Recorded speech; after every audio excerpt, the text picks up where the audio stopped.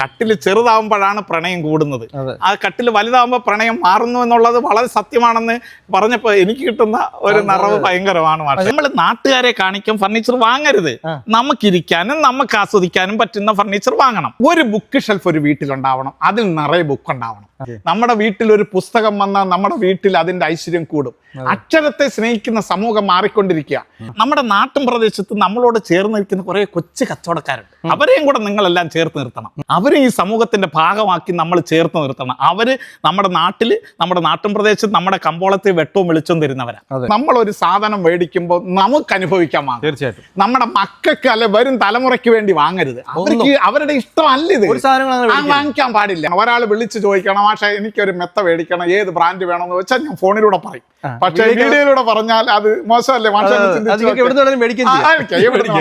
ഈ കടകളിലൊന്നും പോകുമ്പോ എനിക്കൊരു അഭ്യർത്ഥന, ഞാൻ ഫിനാൻസ് ചെയ്യുന്ന ആളാ, എന്നാലും എനിക്കൊരു അഭ്യർത്ഥന, ആധാർ കൊണ്ടുപോകാതെ പോകണം. കാര്യം ആധാർ കൊണ്ടുപോയാൽ നിങ്ങൾ കടക്കാരായത് തന്നെ.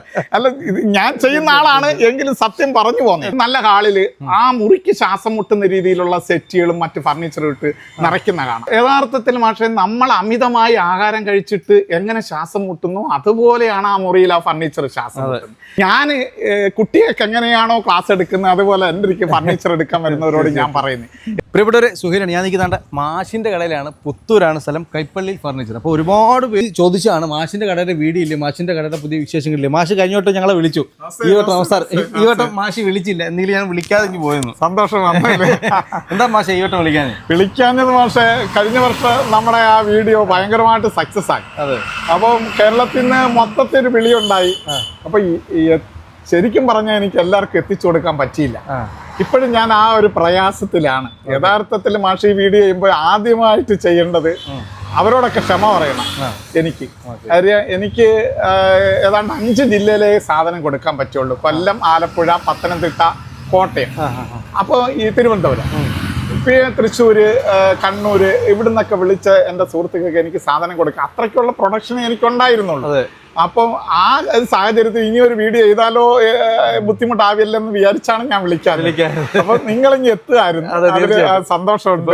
മാഷിന്റെ കടയിൽ പുതിയ വിശേഷം എന്ന് പറഞ്ഞാൽ വില കൂടിയില്ല, ഇപ്പോഴും വില കുറച്ചു. വില കുറച്ച് കാര്യം കഴിഞ്ഞ പ്രാവശ്യം മാഷെ എനിക്ക് വന്ന ഭയങ്കര സപ്പോർട്ടാണ്. എനിക്ക് മറക്കാൻ പറ്റാത്ത അത്രയും സപ്പോർട്ടാണ്. സപ്പോർട്ട് എന്ന് പറഞ്ഞാൽ എൻ്റെ പലരും പറഞ്ഞത് എൻ്റെ വീഡിയോ ഒരു മെസ്സേജ് ആയിരുന്നു.